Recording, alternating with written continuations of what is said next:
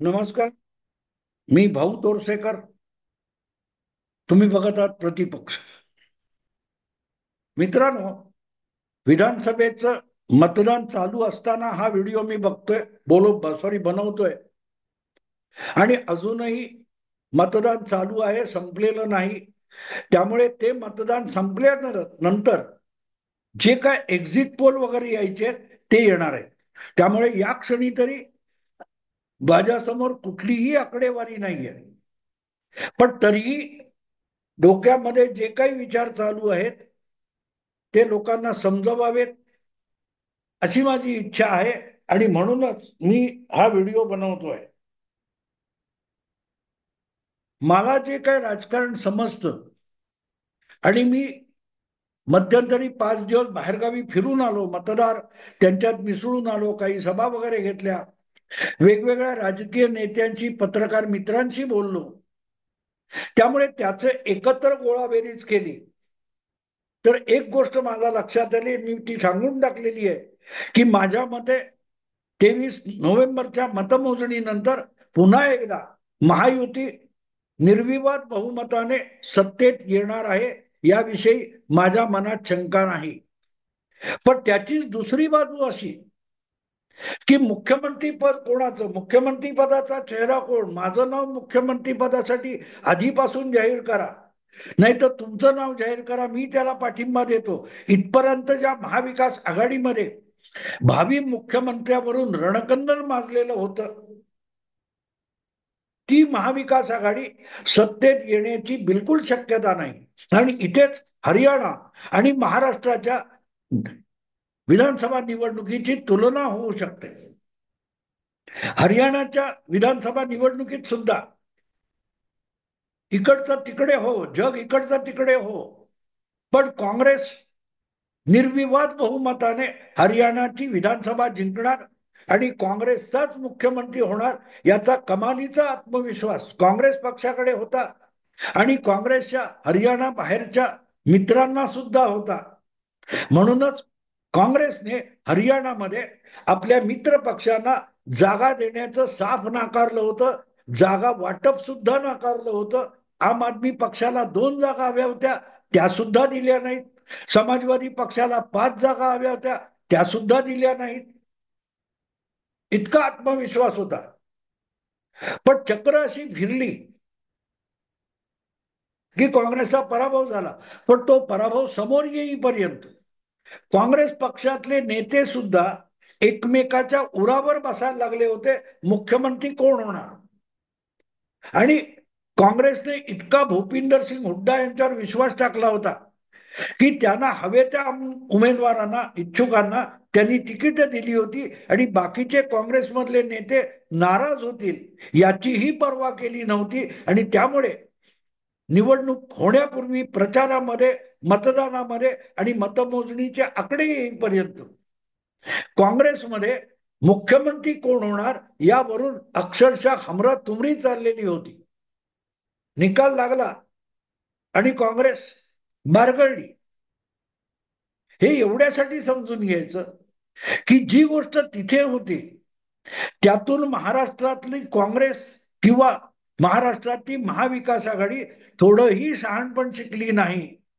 आणि म्हणूनच महाविकास आघाडीला आपण बहुमतात येऊ हा जो खोटा आत्मविश्वास होता, तो जसजसा मतदानाचा दिवस जवळ येत गेला, जागा वाटप बारगळत गेलं, तसतसा तो विश्वास बारगळत गेला.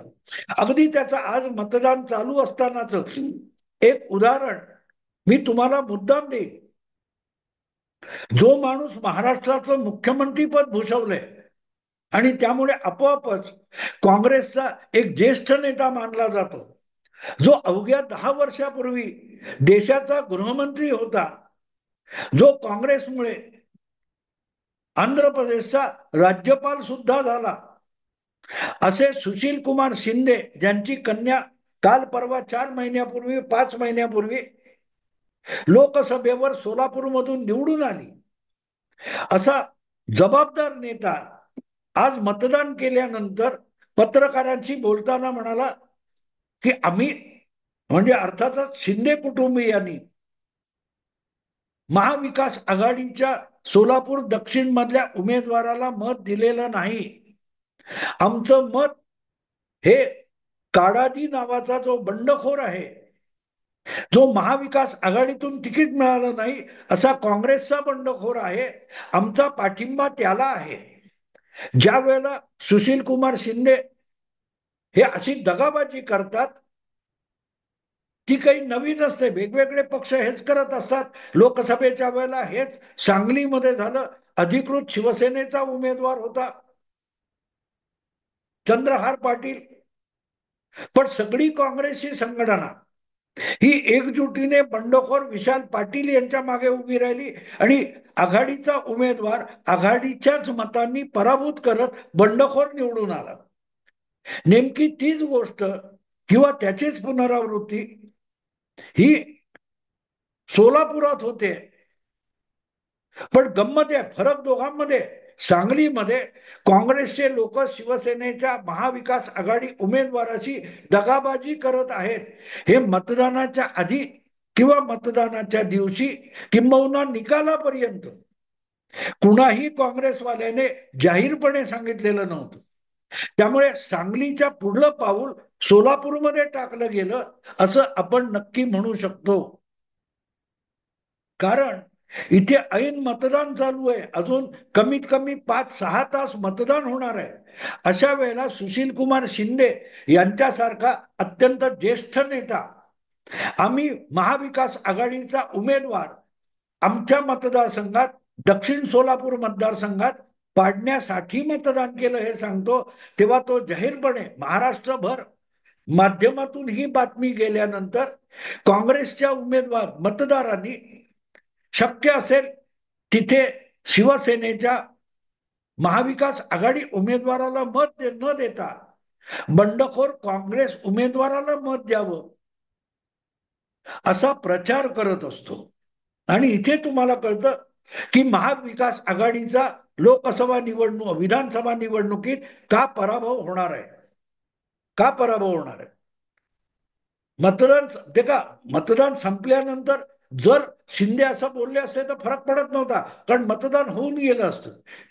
पण काँग्रेसच्या मतदाराला, ज्याला दक्षिण सोलापूरमध्ये किंवा इतरत्र महाराष्ट्राच्या कुठच्याही जिल्हा तालुक्यामध्ये आपल्याला नको असलेला असा उबाठा शिवसेनेचा उमेदवार महाविकास आघाडीकडून गडी मारण्यात आलाय, माथी मारण्यात आलाय, त्याविषयी नाराज असलेला जो काँग्रेसचा मतदार होता, त्याच्यासाठी एक सुशील कुमार शिंदे यांनी अक्षरशः हायवे खुला करून दिला. जा टोल शिवाय शिवसेनेचे उबाठाचे उमेदवार पाडा, आपला काँग्रेसचा बंडखोर असेल त्याला मत द्या, असं एक प्रकारे आवाहन सुशील कुमार शिंदेनी केलं.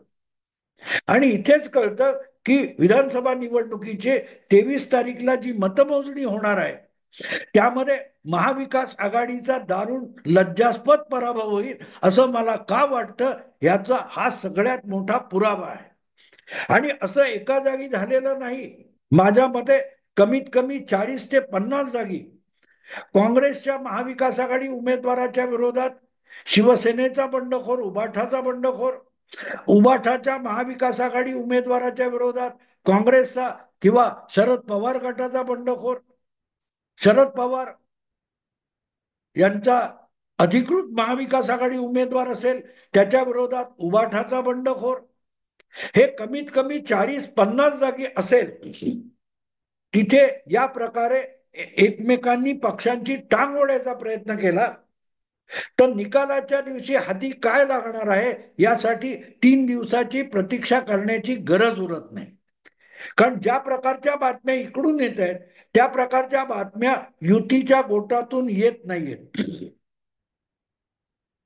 निदान मतदान संपेपर्यंत आणि निकाल समोर येईपर्यंत महायुतीच्या 3 पक्षामध्ये एकमेकाविरुद्ध असलेला बेबनाव मतदानावर परिणाम करू नये याची काळजी युतीतल्या पक्षांनी आणि नेत्यांनी घेतलेली दिसते, ज्याची पर्वा महाविकास आघाडीतल्या कुठल्याही पक्षाच्या नेत्याने केलेली नाही. आणि म्हणून मग एक प्रश्न मला असा पडला की महाविकास आघाडी सत्तेत येणार नाहीये, पण येणार नसली तरी येणाऱ्या या गृहीतावर सर्वाधिक आमदार ज्याचे विधानसभेमध्ये महाविकास आघाडी आमदारांच्या संख्येने जो सर्वात मोठा पक्ष असेल त्याचाच मुख्यमंत्री, हा जो निकष वारंवार सांगितला गेला तो जर यशस्वी होणार नसेल तर मग महाविकास आघाडीमध्ये सर्वात मोठा पक्ष कुठला असेल याचा विचार करणं आवश्यक होतं. त्या पक्षाचा माणूस किंवा आमदार हा मुख्यमंत्री होईल असं बिलकुल नाही, पण निदान कुठल्या पक्षाचा उमेदवार, कुठल्या पक्षाचे आमदार संख्येने जास्त असतील आणि तो मोठा पक्ष होईल हे लोकसभेनंतर पुन्हा एकदा ठरणार आहे. लोकसभा निवडणुका चालू असताना तुम्हाला आठवत असेल की जरी आमदार निघून गेले असले तरी गेल्या विधानसभा निवडणुकीत किंवा गेल्या लोकसभा निवडणुकीत भाजप सोबत लढताना उद्धव ठाकरेंनी सर्वाधिक खासदार आणि सर्वाधिक आमदार निवडून आणले होते महाविकास आघाडीतल्या पक्षांपैकी. म्हणून महाविकास आघाडीमध्ये लोकसभा निवडणुकीपूर्वी उद्धव ठाकरे यांचा पक्ष मोठा आणि उद्धव ठाकरे हेच मोठ्या पक्षाचे नेता असं मानलं जात होतं. ही परिस्थिती विधानसभेच्या निवडणुकीचे निकाल आल्यानंतर राहण्याची शक्यता नाही आणि म्हणूनच महाविकास आघाडीला बहुमत मिळालं नाही तरीही त्यांच्यातला मोठा पक्ष कुठला असेल याला महत्व आहे.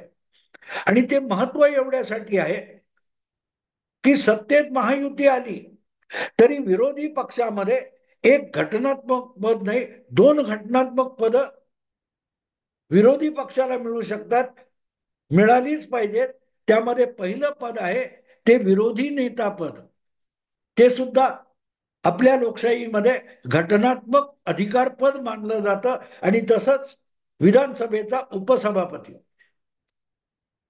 तुम्हाला आठवत असेल ही यावरून यापूर्वी विरोधी नेता पदावरूनही अनेक वादावादी झालेली आहे.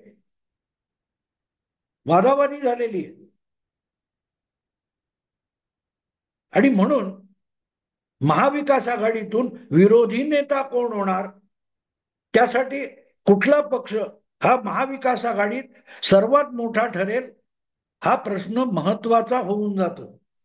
आणि माझा जेवढा अभ्यास आहे, निवडणुकांचा अभ्यास आहे, राजकारणाचा अभ्यास आहे, प्रत्येक पक्षाची ताकद किती, नेतृत्व काय याच्या आधारावर आडाखे बांधण्याचा आणि गणित मांडण्याचा माझा जो स्वभाव आहे त्याचा विचार करता जेव्हा मी या निवडणूक निकालांकडे येऊ घातलेल्या निवडणूक निकालांकडे बघतो तेव्हा मला एक गोष्ट वाटतं की काँग्रेस पक्षाला सर्वात मोठा धक्का लोकसभेच्या नंतर लागणार आहे. लोकसभेमध्ये अपेक्षित नसतानाही काँग्रेस हा महाराष्ट्रातला सगळ्यात मोठा पक्ष ठरला निवडून आलेल्या जागांमुळे. आणि तसाच महाविकास आघाडीत सुद्धा काँग्रेस हाच सर्वात मोठा पक्ष ठरला, कारण 17 जागा लढवून काँग्रेसने 13 जागा निवडून आणल्या, अधिक एक बंडखोर निवडून आणला. शरद पवारांचा राष्ट्रवादी काँग्रेस पक्ष हा 10 जागा लढवून 8 जागा निवडून आणू शकला, त्यामुळे तो 2 क्रमांकाचा. आणि उद्धव ठाकरे यांच्याकडे 21 जागा लढवून 9 जागा आल्या तरी 9 मुळे ते दुसऱ्या क्रमांकाचा ठरतात, पण स्ट्राईक रेटमध्ये उद्धव ठाकरे तिसऱ्या क्रमांकाचा पक्ष ठरतात. आणि मग असा प्रश्न पडतो की होणाऱ्या मतमोजणीमध्ये महाविकास आघाडी बहुमतापर्यंत पोहोचली नाही तर जी काही तुटपुंजी आमदार संख्या असेल ती 100च्या आतली असेल असा माझा अंदाज आहेच. पण तरी महाविकास आघाडीला ज्या 100 पेक्षा कमी जागा मिळतील, 100 पेक्षा कमी आमदार असतील, त्यामध्ये मोठा पक्ष कोण असेल? राष्ट्रवादी शरद पवार गट, उभाठा शिवसेना की काँग्रेस पक्ष? माझा जो अंदाज आहे की ज्या प्रकारे अकस्मात विधानसभा निवडणुकीच्या प्रचारातून आणि मोहिमेतून काँग्रेसचे सर्वे सर्वा राहुल गांधी यांनी स्वतःला बाजूला करून घेतलं याचा अर्थच काँग्रेसच्या पराभवाचं खापर आपल्या डोक्यावर फोडलं जाऊ नये म्हणूनच राहुल गांधींनी जवळजवळ महाराष्ट्राच्या विधानसभा निवडणुकीतून काढता पाय घेतला. अर्थात गेल्याही विधानसभा निवडणुकीत राहुल गांधींनी फारसा हस्तक्षेप केला नव्हता, पण तेव्हा निवडणूक ही 4 पक्षात होत होती, आज निवडणूक 6 पक्षात होते. अशा वेळेला काँग्रेसमधले निराश मतदार हे शरद पवारांकडे आशेने बघायला लागले, तर त्याचा फायदा शरद पवार गटाला होऊ शकतो. गेल्या लोकसभा निवडणुकीत अमर काळे हा काँग्रेसचा नेता शरद पवारांच्या पक्षात येऊन खासदार झाला, हे मी तुम्हाला वेगळं सांगायला नको. किंवा गेल्या विधानसभा निवडणुकीच्या निकालानंतर सरकार बनवण्याची प्रक्रिया चालू असताना, घालमेल चालू असताना यशोमती ठाकूर यांच्यासारख्या काँग्रेसच्या नेत्या आणि आमदार यांनी जाहीरपणे वक्तव्य केलं होतं की शरद पवारांना मुख्यमंत्री करा, आम्ही शरद पवारांबरोबर जायला तयार आहोत. त्यामुळे काँग्रेस पक्ष हे नेतृत्वहीन संघटन असल्यामुळे तिथे दिवसेदिवस वैफल्यग्रस्तता वाढत आहे आणि अशा लोकांना, अशा मतदारांना शरद पवारांनी आकर्षित केलं तर मला नवल वाटणार नाही.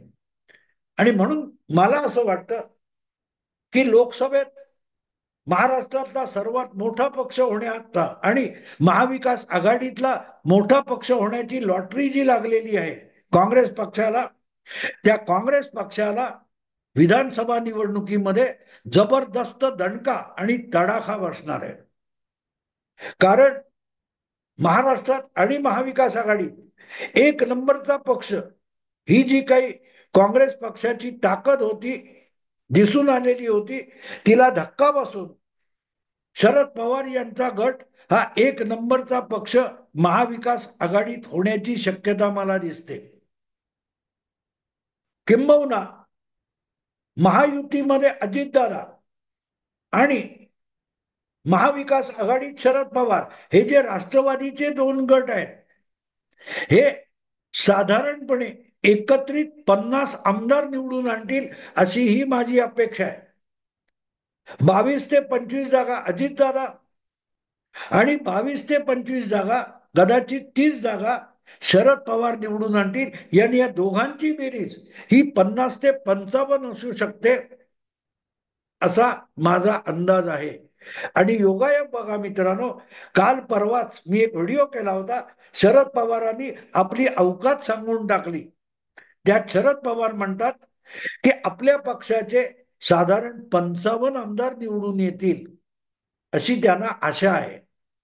ते 55 आमदार हे फक्त शरद पवार राष्ट्रवादी गटाचे नव्हे, तर अजितदादांसकट शरद पवारांचे 50-55 आमदार होऊ शकतात असं माझ्या डोक्यातलं गणित आहे. मी जे समीकरण मांडतोय आणि करतोय त्यानुसार मला असं वाटतं की काका पुतणे मिळून साधारण 25च्या आसपास किंवा त्याच्यापेक्षा थोडं कमी जागा किंवा जास्त जागा मिळवलं तरीही 55चा आकडा पूर्ण होतो. पण शरद पवारांचा एकट्याचा 55 आकडा नसेल आणि अजितदादांचा त्याच्यात मिळवला तर तो 55 होऊ शकतो असं माझ्या डोक्यातलं समीकरण आहे. आणि तसं झालं तर शरद पवार यांचा पक्ष महाविकास आघाडीतला निर्विवाद सर्वात मोठा पक्ष होऊ शकतो. पण दुसरीकडे अगदी अजितदादा जरी सोबत नसले तरी शरद पवारांनी 25 ते 30 इतके आमदार निवडून आणले तर महाविकास आघाडीमध्ये शरद पवारांचा पक्ष सर्वात कमी जागा लढवून सर्वात जास्त आमदार निवडून आणणारा 28-30 हाच मोठा पक्ष असेल. त्याच्या खालोखाल अर्थात काँग्रेस पक्ष असेल आणि उबाठा हा आणखी खाली म्हणजे 3ऱ्या क्रमांकाचा पक्ष असेल. माझ्या मते उद्धव ठाकरे यांना फार फार तर 20 जागा मिळतील, त्यांच्यापेक्षा काँग्रेसला अधिक मिळतील आणि त्यापेक्षा शरद पवारांना अधिक मिळतील.